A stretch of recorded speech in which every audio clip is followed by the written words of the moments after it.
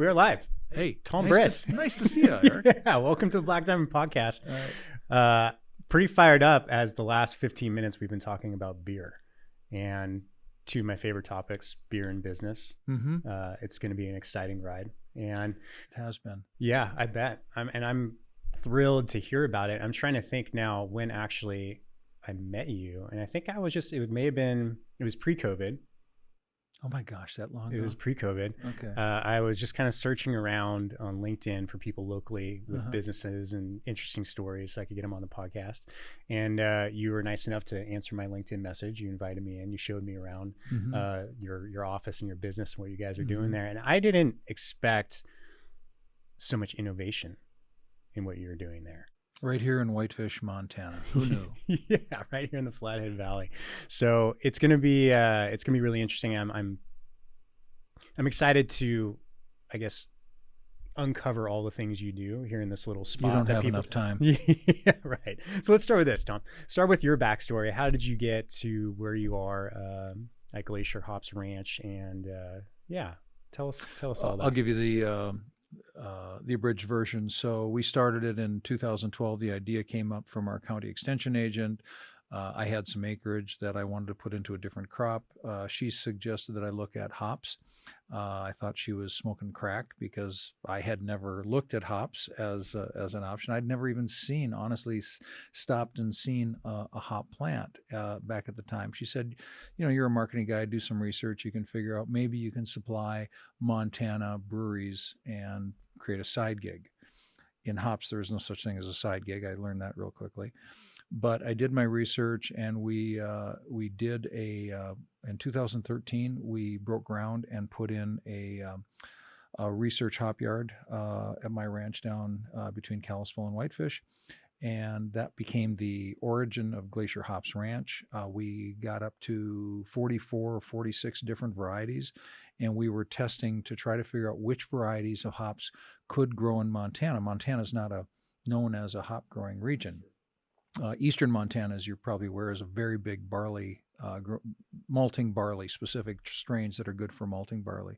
So that's a very, very good region there. But hops, no. I mean, it's all over in Idaho or Washington. Around 72% of the U.S. crop is grown in the two counties around Yakima, Washington, and then down in the Willamette Valley. Anyway, so I went into it knowing probably less than nothing, I think would be fair. Which is actually sometimes a really good base, because what I found is there was very little accurate information out there. Make a long story short, our business model changed in probably 2015, because once you get hops in, it's a perennial plant. It takes typically in this neck of the woods, probably 3 years to mature, to have a mature crop. So I had people saying, we'd really like to support Montana grown hops, but we need these right now. Can you get some East Kent Golding, or can you get some Cascade? I'm short of this. Can you find that? So I began sourcing hops for them and developing some relationships, and that became the origin of us brokering. And by 2018 was our last harvest, and we pulled our hops out completely. And now we are a broker dealer working with growers from Montana to New Zealand. We buy from growers all over the world, and we sell to about 50 countries right now. Probably 75% of our business today is international. The other part of it is in 2014. Actually, there's a funny story. It was probably in 2013 or 14. I forgot when. And when I moved here 26 years ago, mint was either the first or second largest crop here, cherries and mint, believe it or not. Summertime, in like July and August, the valley floor just smelled like spearmint or peppermint during harvest. It was really cool. And anyway, there were 15 distilleries here. Pretty much almost all of them have either been salvaged off, parted out, mothballed, whatever. So they're pretty much gone. And she's the same extension, Montana State extension agent suggested to me or asked me, can you use any of this excess capacity for hop extraction? And so I did some research like a good marketing guy. And of course I found out the answer was no. because the industry uses CO2 supercritical extraction, and it pulls out the alpha acids, beta acids, and then the oils, and that's really how you get stuff out. And so I walked away from that. And in 2014, Sierra Nevada Brewing came out with an IPA called Hunter Ipa, and they made a big deal about uses fresh steam-distilled hops and as an ingredient, distilled right on the farm. And so I thought, wait a minute, didn't she ask about steam distillation? So we did some research. 2015, they actually came out with the beer. They launched the beer. I paid attention. We tested, could we get oil out of these hops? So obviously we were growing hops at the time, sent them to a USDA research distillery, and we got 8 ounces of oil to last us a year. And we had no idea how to use it. I felt like a farm dog chasing a pickup truck down a gravel road, and I just caught the dog. I caught the truck, and I had no idea what to do with the truck. So we tried. I remember sitting down with the management crew, brewers, and everybody at the Great Northern Brewing Company, downtown Whitefish, and we're trying to figure out what this stuff is. And we would take maybe 6 ounces of a light beer, and we'd put a drop in, and everybody would taste it, and it was like, that's not very good. And then, so if that's not very good, well, let's add another one. And they would say, that's even less good. And then well, that didn't work, so let's try another style of beer. So we tried that. It didn't work. We tried that a few times, and it was just a complete accident. I was in La Jolla, California, talking to a brewer there, and I said, what's your lightest beer? And he pulled out a honey blonde ale, and I don't know what possessed me to do this. I pulled out a coffee stir stick instead of a dropper, and I just got it wet. And I just stirred that around in his little snifter glass, and he brought it to his nose, and his eyes got big like saucers, and his mouth dropped. And he said, I know what that's supposed to smell like. That does not smell like that at all. That's when I realized we'd been grossly overdosing it. Right. So it's an essential oil, basically. And so we learned a few things in this whole process. Number one, we learned when I was doing all of this varietal testing, seeing what varieties should grow, that was the wrong thing that I should have been testing. I should have been testing, instead of what varieties will grow, I should have been finding out which varieties can sell. Because just like apples or any other fruit, commodity, flour, whatever, it isn't what you can grow, it's what you can sell. And so learning that probably would have saved a few years in the development. Number two is we learned that this oil that we do right now, which we call Hopzoil, that what we were perceiving was the final product was actually just a raw ingredient, because it's an oil. It floats on top of the water, and so it's not soluble in beer. So our first year with that was pretty inconsistent in terms of results. And just in the last year and a half, we've developed multiple technologies to make it water soluble. And that doesn't seem like a really big deal, but it actually is a huge deal. We've gone through, our lead chemist has gone through probably over 500 formulations to try to come up with two. One is a clear and one is a hazy, that actually fit the market and contain ingredients that work in modern brewing and don't have bad stuff in them, and things that are or maybe illegal, or throw, like in some countries, adding ethanol, pure alcohol, into a beer is illegal. There's a lot of legalities in it. You just can't do it in some countries. Some countries allow it. Some states don't allow it. There's all these. You technically can. Yeah, the TTB allows you to use it. There's an exemption with hops. You can blend it with hop extracts, and yes, you can do that. But there are some other I don't want to say imperfections, less than ideal situations using ethanol with. It does create an emulsion, but it doesn't fully emulsify all the compounds in there. So it ends up, again, being inconsistent. Now we have a new technology, basically one new technology that has multiple offshoots of it, that it's wonderful. Everything is emulsified. It blends, cleans up with water. It's the reaction. I judge things whether they're any good or not by the reaction of potential customers or existing customers. And we've had customers that loved the original pure oil with ethanol, and they've switched because it's so much easier to work with, and it's consistent, and it's the same every time. And that's one of the things about brewing.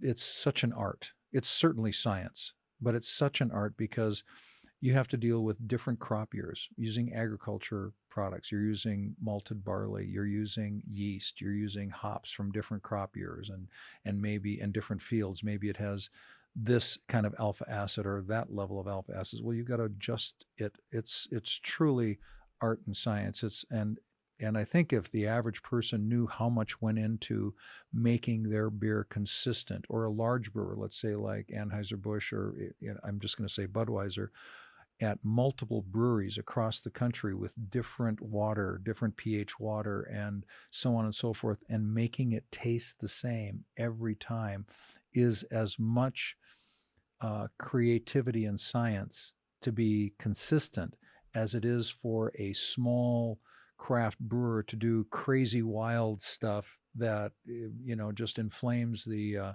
senses. So there's two different kinds of creativity. The whole industry is just loaded with creativity. Let's talk about the industry. I Sure. mean, I'm curious how going back, so I'll probably age myself here, but I don't think craft brewing was a thing until I got to like late high school. Like I remember if Sierra Nevada would consider themselves a craft brewery, that was my first introduction, right? And I have tried brewing beer. I got one of those kits, and it's not for me. I'd rather drink it. I think that's like a lot of people really try, and they're like, well, this is a lot of cleaning, it's a lot of measuring, it's a lot of patience, right? And it turned out it wasn't that good anyway, and then I just had a lot of it. And so I think that there's a lot of people who have gone down that route. I appreciate the process and can see how much repetition it must take to get it right. But I guess as a whole, like, can you give us a little bit of background on the craft brewing industry, kind of when it started, its growth? I mean, now it's humongous. Here, even in the valley, in the Flathead Valley, it's really starting to boom. But we lived for a while in Oregon, and God, in Bend, Oregon, you get it's like every block, right? Everything I did, they included a beer, a haircut, a beer, shopping, a beer. Our key accounts manager lives in Bend. Yes. Yeah. So yeah, give us some background. I'm curious to hear more about the the industry. So it really kind of changed. The landmark change was when Jimmy Carter was president. He signed a bill into law that basically legalized home brewing. And so that allowed anybody to homebrew up to, I believe it was 300 gallons of beer for their own personal use without taxation. And so the feds created that, and that blew up home brewing. Well, a lot of these home brewers actually, believe it or not, were good. And then they kind of went in. You got places like New Belgium started in a garage or a basement. It was a lot of these breweries. None of the big breweries, none of the big regional breweries or micro breweries, craft breweries per se, nobody starts big. Everybody started small and grew. And so if I want to say in 1978, there were 76 active breweries in the United States. Or it was 1976 to 78. It was something like that. But in the late 70s, we were at our lowest point in recent history. When I got into it in 2012, that year, the U.S. broke 2,000 breweries nationwide, and it was probably mid-year. And by late in the year of 2012, like by, say, November-ish, something like that, they passed a milestone that there were more breweries in the United States than any time since the Civil War. At the Civil War, in the late 1800s, every little town, I mean, we didn't have interstate highways. We didn't have highways, really. And every little town, we didn't have cold storage. We didn't have cold chain. Every little town had its little brewery. A town that I grew up in, Minnesota, of 4,200 people. There was an old building called the Brewery. Well, it was probably closed for 50 or 60 years by the time I was born, but it was there, and that was the same across America. So to hit that 2,150 number, whatever, that was a big deal. And today we're at about roughly about 9,500. I haven't heard the latest number. We had an interruption in growth with the pandemic, really in 2020, but the number of closings was not very much, not nearly what they were expecting. They were expecting the worst, but it wasn't as bad as it was. So I can tell you in the UK, so the UK has 85 million people, something like that, and they've got 3,000 breweries. So, and they grew during the pandemic. They grew during 2020 in terms of their number. We actually do a fair amount of business over there. So boy, let's see here. I was in Brazil 2.5 years ago, and they had, I think, 400 craft breweries, and I believe I saw the number is 3,500 today. So it's different. What happened in 2015 to 2018, I think it was, the percentage of growth of production of craft breweries grew. It was growing 12, 15, 17, 18% a year, something like that. And I think it was in 2019, all of a sudden that number dropped down to about 7% growth. Now, realize the bigger you get, the harder it is to maintain that rate of growth. Don't get confused with actual numerical growth with percentage rate of growth. So the rate of growth slowed, but it slowed way down. Part of that, there were two things that was going on. Part of it was increased production, hard to keep it up. The other was how they measure it. And so the big guys, AB InBev, Heineken, Constellation Brands, Molson Coors, the old saying, if you can't beat them, buy them. And so Goose Island, Elysian, Ballast Point, a bunch of them were acquired. And so those numbers came out of the craft brew percentage and went into the commercial because they were the definition of craft beer by the Brewers Association. Part of it has to do with ownership. And so that's why Boston Beer is still in the craft segment. Sierra Nevada is still in the craft segment.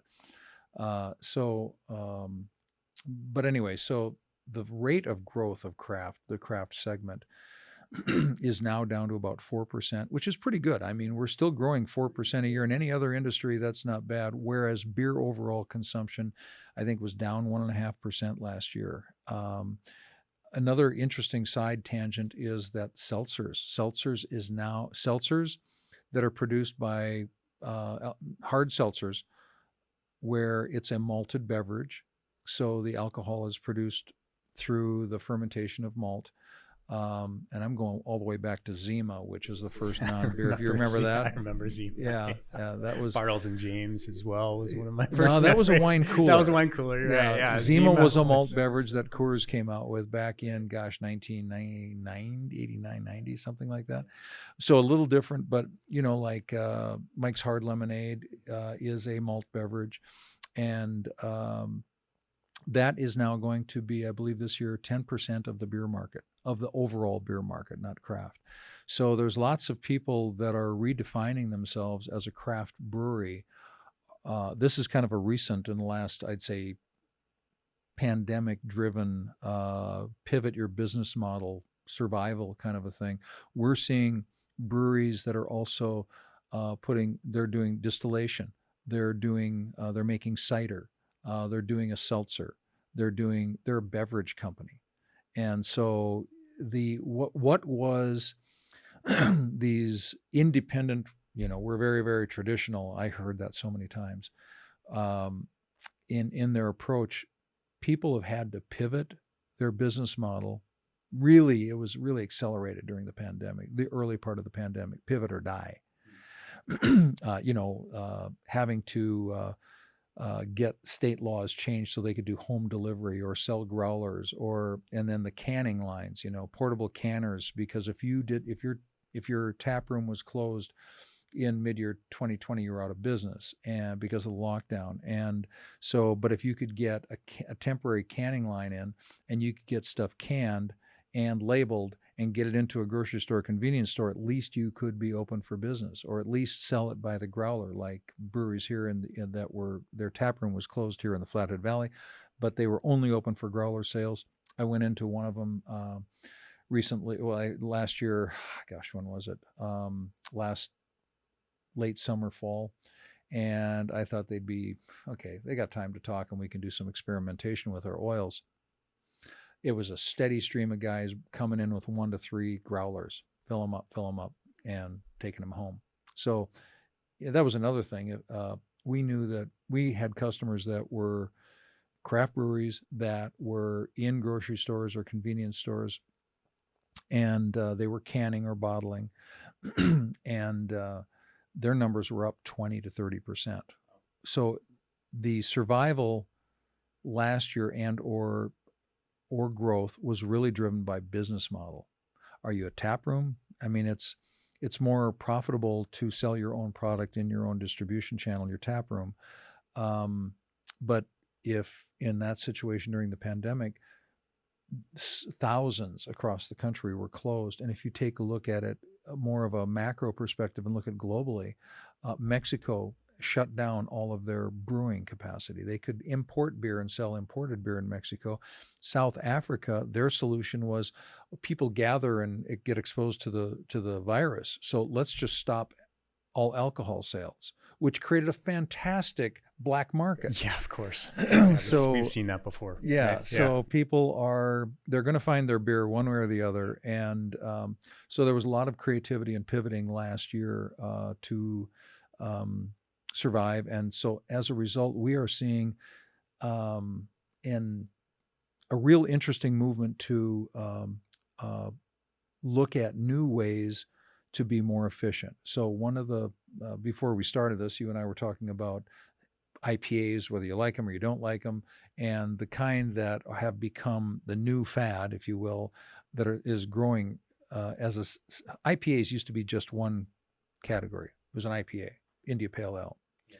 And we'll get into the story about that, how they, in a second. But now today there's a half a dozen different kinds of IPAs. There's just standard IPAs, there's double IPAs, imperial IPAs, there's hazy IPAs, there's juicy IPAs, there's New England IPAs, and the unicorn out there is non-alcoholic IPAs, which we actually produced for a big trade show last weekend, which is how alcohol is removed from a beer to create a alcohol-free beer. When that happens, you take out some of the thiols and flavonoids to remove that come out with the alcohol, and you end up with a pretty boring, plain flavored water. It doesn't taste like beer. And we had actually the former head brewer of Coors, Keith Villa. He was actually the brewer that came, or the brewmaster, excuse me. Brilliant man. He's the one who came up with the recipe for Blue Moon. And so he created our NA IPA for this trade show. It was so full of flavor. So anyway, so what did I say? That's 6 or 7 different kinds of IPAs. That was 7. 7. Okay. Yeah. So yeah. And so the category, which is the biggest category in craft brewing, has now become 7 subcategories that people are chasing, and so on and so forth.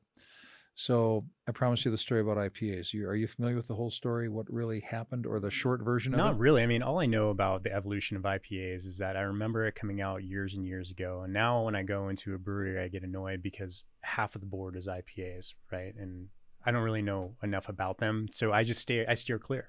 So I'd be interested in hearing how the IPAs have evolved. Well, let's go back to around 1860 or 1850, 1840, whenever the British were colonizing India. Okay. How do you keep a soldier happy? He's got to have his beer.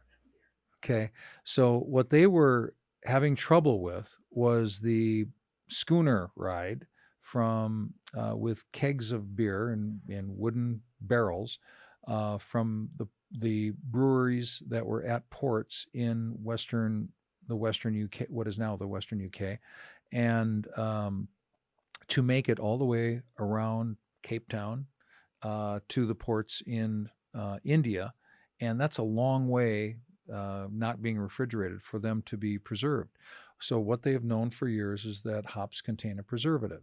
The beta acids generally are considered to be the preservative in there. The alpha acids create the bittering, and then the oils create the flavoring. So the and there's lots of variables on those, but basically accurate. So what they would do to help these English ales survive the ride is they, in theory, would stuff all kinds of additional hops into every batch, and those really hoppy beers became known as India Pale Ales. There's actually a great book on it, and that is the story, and the truth is a little bit different than that, but it makes for a great story anyway. So India Pale Ales, the British consider that to be a new American style. The Americans consider that to be a historic British style that they don't make anymore. So so that's where IPAs came from. It was a very flavorful, full of hops style of beers.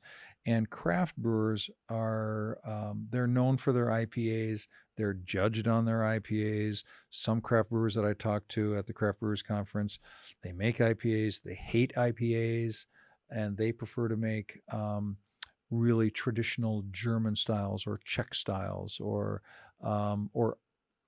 all kinds of different styles. There's so many different styles of beer. IPAs are just one, but they're associated. It's interesting. They're associated with the craft brewing movement. A craft brewer is judged by his IPAs too many times, and as a segment, it still continues to grow, and now it's fragmented into the 7 different styles that we talked about, and nobody knows where it's going to go. Some people said, well, sours, that's going to be the next IPA. It only appeals to a certain segment, so I don't see that happening. We're seeing a lot of craft breweries really focus on really good lagers, really good pilsners, dunkels, kolsch, all kinds of different and some really, really good ones. Kalispell Brewing here in the Valley, they do an excellent pilsner, as an example. And so we're seeing a lot of that. We're seeing other variations on a theme, IPLs, India Pale Lagers. So it's taking a lager and putting lots of hops into it to create a very hop-forward lager. That's one of the beautiful things about the craft brewing industry, is that it's full of experimentation, and they don't have the same constraints of the big commercial brewers. You've got artists. That's what you've got. We always say when we're down at these trade shows, there's 2 different audiences. We've got the bean counters, which are the owners or the finance guys, and then we've got the artists. The artists just want to make the best beer in the world, damn the cost. And the bean counters group, and they're proud to be called bean counters, they got to figure out how to keep the doors open and how to make a profit and keep the operation being sustainable. So the state of the U.S. craft brewing industry is healthy. It's not on life support like it was in, say, April of 2020. It's kind of sorted itself out. It's uncertain, but I will tell you that because the origins nationally or internationally have started in the U.S., the compound annual growth rate of craft style breweries around the world, whereas it's 4% here in the U.S., it's about 13% is what's projected, and it's hard to say what that is. We had a few beers with one of our customers from Moscow last week, and the conversation got to, how do they learn? What do they emulate? What are they doing? And he said, oh, they just follow what the Americans are doing. That was great. That was a really nice, it gave me a greater appreciation for the history of craft brewing. And I guess the question I have now, going back to what you guys are doing, is how is this, as you described, an essential oil and the ability to make it water soluble? Mm-hmm. Why is that such a big deal? Well, you're taking all of the oil out of the hops. And one of the challenges, especially with all these hop forward beers, is it's biomass. So hops are the process of preserving them and then shipping them and putting them into beer is they're dried in a kiln, and they are for 5 to 9 hours at 125 to 159 degrees Fahrenheit typically. And while that burns off a lot of the wonderful volatile aromatics, it dries them, and it takes the hops themselves from 7.5 to 8% moisture content down to 8.5 to 11% moisture content. And they are then compressed into bales that with a liner, and bales weigh on average about 200 pounds. And they're stored, they're frozen, they've got to be frozen. And then they are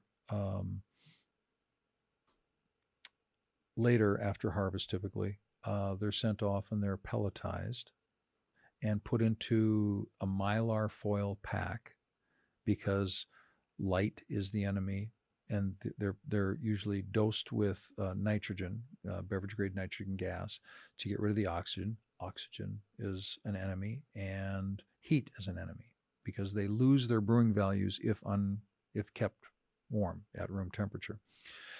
So all those things happen, and typically the units of measurement are all based on metric. We're one of 3 countries that are not metric, and we work in metric and imperial daily. And I wish the United States had gone to metric, and Jerry Ford was the one who killed that. That is another podcast. So the units of measurement, we typically that's how they are typically stored. And then the brewers, when they take them, they've got these pellets. They're easy to measure. They're easy to weigh, and they're easy to figure, okay, I've got a 3-barrel batch, a 10-barrel batch, a 100-barrel batch, whatever it is. They know how many pounds to put in for that recipe, and so on and so forth. Well, so you've got all this biomass from these little flower cones called hops. And an oily hop would have maybe 2 to 3% oil. And then what is the percentage? There's a percentage that is alpha acid, beta acids, and then a whole bunch of other great compounds. There's as many as 1,000 different compounds in the lupulin glands that are in the hops. But you put all this stuff in, and let's say you're doing a juicy IPA, and you're putting in 3 pounds, 3.5 pounds. I mean, get stupid, 4 pounds of hops per barrel. So in a 10-barrel batch, you're putting in that many, all of that biomass in there to get out a limited amount of alpha acids, beta acids, and the oils, the magic oils for flavoring. So what we've learned is that for every pound of hops that you put into a batch, for every pound per barrel is the ratio, you're losing between 6.8 and 7.5% of the liquid. Okay? So you just multiply that. Let's just take 7.5%, because we have that number as a fact from a very large brewery. So you take 7.5% times, times 1.5 pounds. That's a 10% loss. So you're doing a 10-barrel batch. You just lost a barrel and a half of beer. In a tap room where you're going to get, say, 220 to 240 pours off of a barrel of beer. If I have my math right, or was that off of a half-barrel keg? Anyway, at $5, or let's say for a juicy, heavy, like an expensive IPA to do, let's say $5 or $6 per pint. That's a lot of additional revenue, because now, or lost revenue first. Let's start with lost. That's a lot of lost revenue, because it's just like oatmeal or instant rice. When you throw it into water, what happens? It sucks up the liquid. These pellets that, remember, started out as flowers, with 75 to 80% moisture, dried down. The cellular structure is still intact. And those cells suck up water and 10 times their weight in water. And so now you're throwing away all of that liquid that you've spent money making into beer and fermenting and so on and so forth. At the tail end, after fermentation, you're steeping it, kind of making a tea, if you will, to add this flavor. And for them to lose 10% or 20% or 33% is not unrealistic.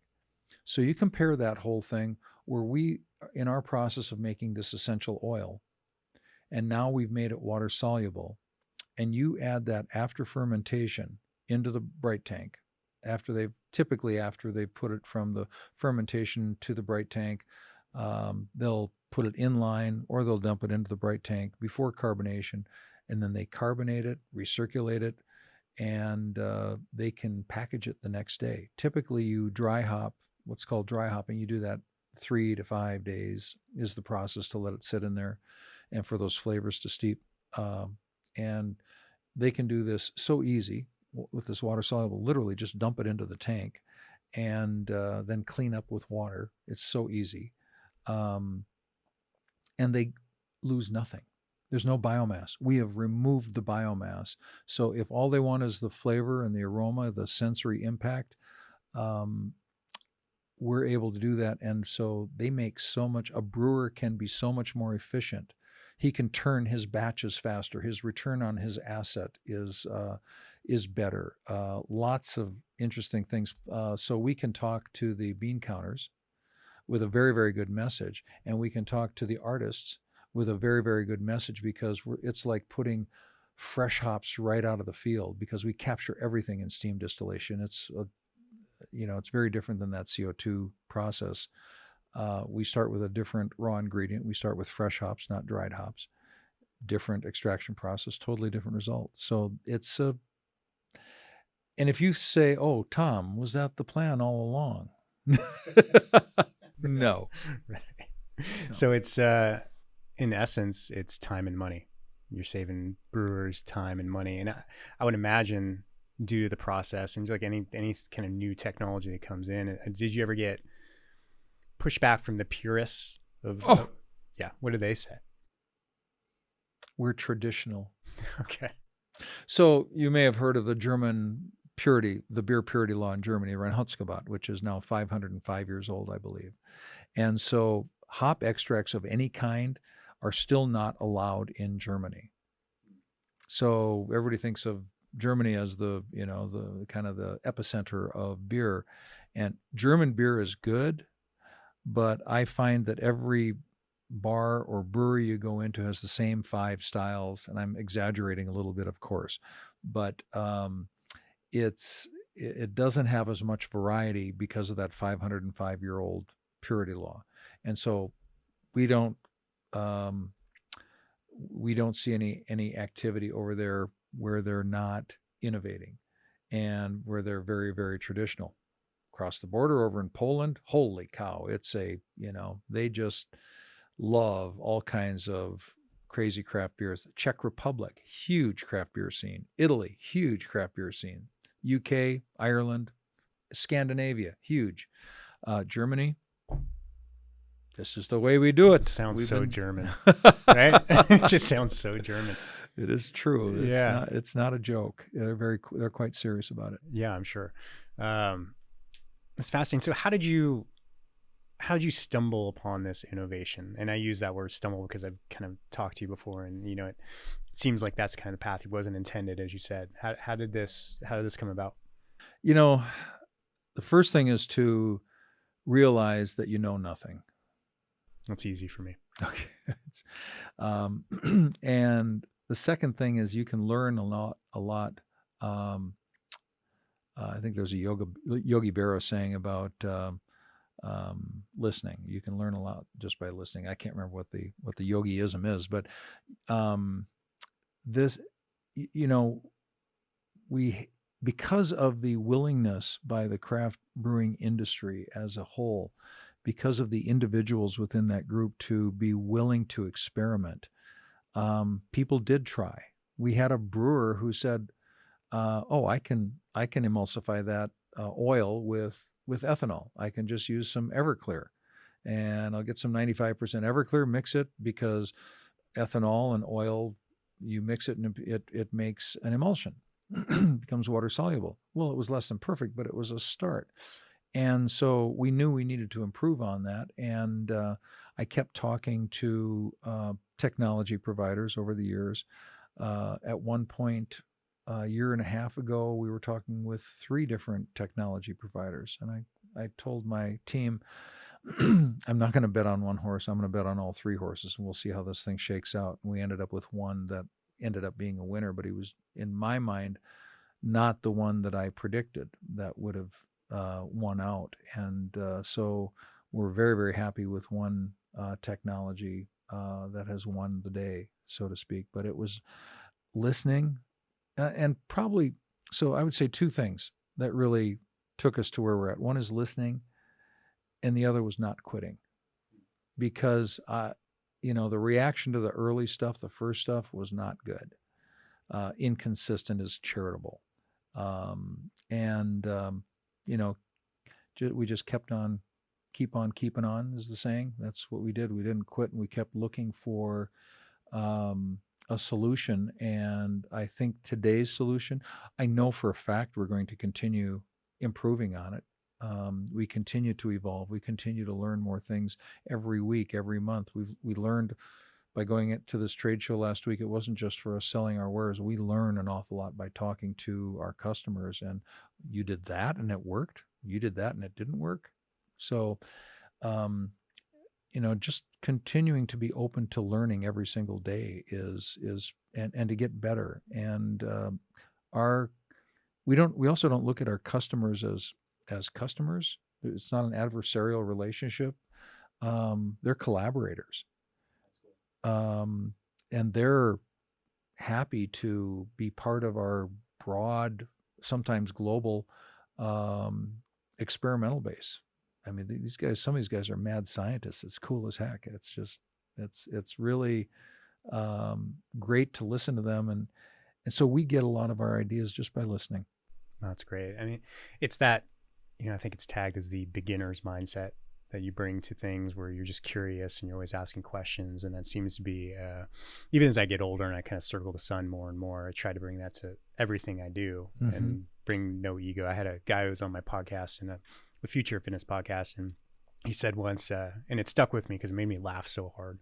He's like, I always assume when I'm talking to people that they're better than me just about everything, except I'm good at 1 or 2 things, and they're better at everything else. I was like, I resemble that remark. Yeah. And I was like, that is brilliant. And I laughed really hard. And I was like, you know what? I'm going to bring that with me everywhere I go, because it's true. And I haven't figured out what my 1 or 2 things are yet. Doing podcasts. Is that what awesome it is? At that. Okay, great. Thanks, guys.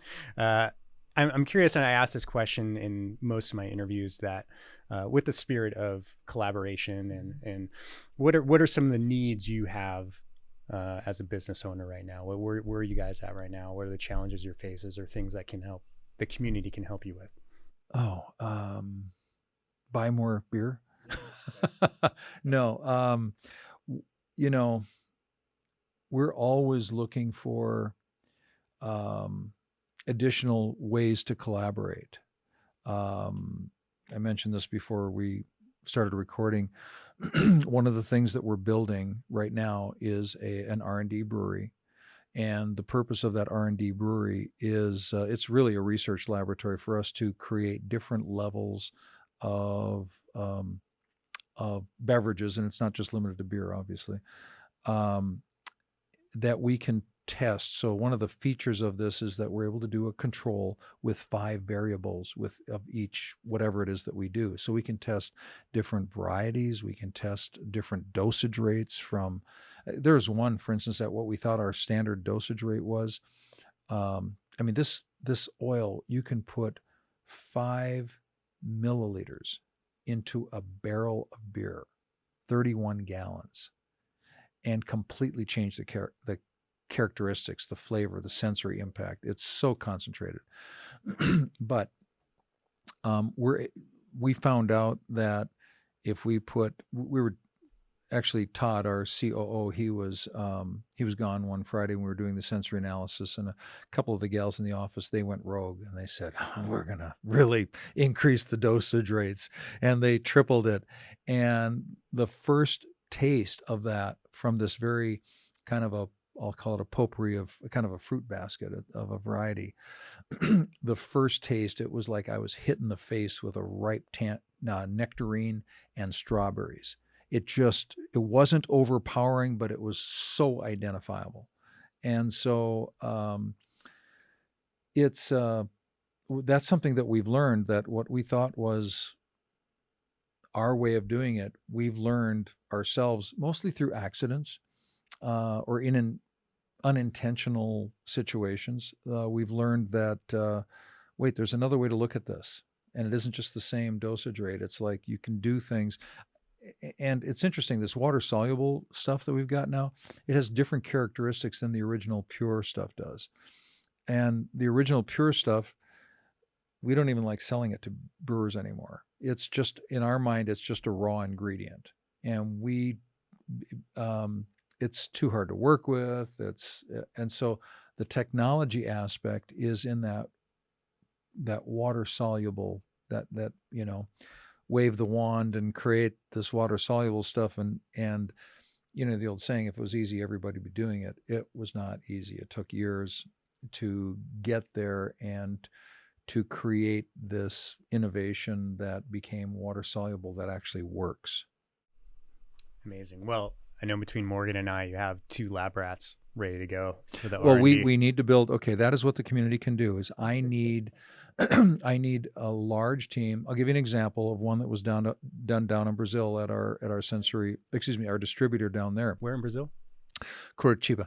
Okay. About 6 hours south of Sao Paulo. I'll be down there in 2 weeks. Okay. Brazil's a huge place, but that's 330. No, let's see, what is it? It's 2/3 the population of the United States, I believe. About the same. big. Yeah. And most of the population is in the southern half because of the Amazon region in the north. They don't have interstate highways there, and they don't have a rail system there. Logistics is a real problem. Yeah, that we take for granted. Anyway, they took 120 people as their start of their sensory panel, and they were trying to get 20. And one of the people that, as they went through the testing, that didn't make it was the guy with German beer brewing training, he was the head of the entire brewing ingredient supply side. He did not make it. His smeller was not, and his sense of taste was not as acute as many of the other people. One of the guys that made it, he was in the maintenance department, and he was right on all the time. So eventually, one of the things that we want to do, so are you familiar with what a sommelier is? Wine sommelier. So in beer, it's called Cicerone. And there's 3 different levels of Cicerone. And one of the things that we want to bring to the Valley, as opposed to the opposite of what you posed, we want to bring Cicerone training to the Valley. And again, we made contact with somebody who's willing to come. So we need breweries and restaurants and bars that will sign up for this. We don't have any details yet, but hopefully within a few weeks we'll have details of what this is. There's 3 levels of Cicerone, and we want to do Cicerone training up here because I think that'll elevate everything. So 2 things. We're looking for people to be part of the sensory panel to help us really hone in on these recipes and the dosing rates and all of the testing that we're doing with the nodding knowingly to Morgan with the R&D brewery. And number 2, we're probably going to reach out and ask for who wants to be part of this Cicerone training, and so that we can create that right here and really advance the sensory knowledge aspect to create, I'll say, a more advanced beer culture here, in craft beer culture here in the Flathead. Awesome. Well, Tom, I want to respect your time here, but for all of that you just said, where do people find out more about you, your company, Glacier Hop Ranch, and how they get in touch with you if they want to be part Probably of the best is find us on our website, glacierhopsranch.com, and then, info at Glacier Hops Ranch, something to that effect. Pretty easy to find us. that. Yeah, and you're pretty active on LinkedIn as well. LinkedIn, and actually we've got a Facebook page too. Okay. So we take turns who does what. I think Leah does the LinkedIn page. Kelly does the Instagram page, and I do the Facebook page, and we don't do Twitter. Okay. Twitter still creeps me out. Yeah, I'm sorry. I I got to agree. be honest. I agree. I'm off Twitter as well. Last question, because I'd be remiss if I didn't ask. What are 1 or 2 beers here in the Flathead Valley that you think people should be trying? What are 2 of your favorites right now? Oh man. You mentioned the college, Flathead Valley Community College. Yeah. The BAM beers, I believe it is, or they've got an awesome hazy IPA, and I forget what the names of them are. Citra Haze, right? Okay, all right. Yeah. Anyway, it's for coming out of the college. It's really, you would think it's kind of like going to the college for a haircut. You're taking your life into your own hands, or to a whatever. And sometimes it works and sometimes it doesn't. And I say that because I did that when I was in college.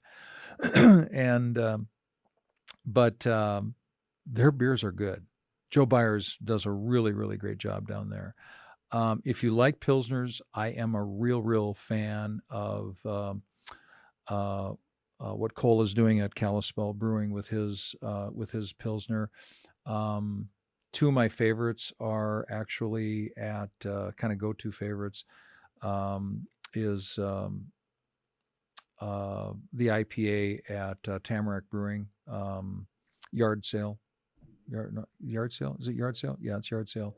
And that's a real good one. And, but those are just coming top of mind. Flathead Lake Brewing does a real nice job. The other 2 in Kalispell do a good job. Backslope in Columbia Falls, real good job. We're getting a new brewery here in Whitefish. Jeremiah Johnson is going to be coming in, probably not yet this year. When at the site of the old Great Northern Brewing, they'll be coming in. And Bonsai, he's really got some cool niche beers. Bonsai. Yeah. And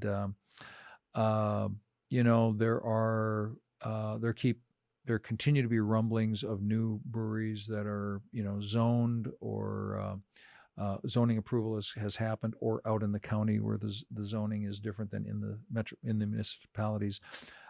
I think this area is really, really ripe for more craft breweries. The brew pub model also, we're seeing a lot of growth in that around the country.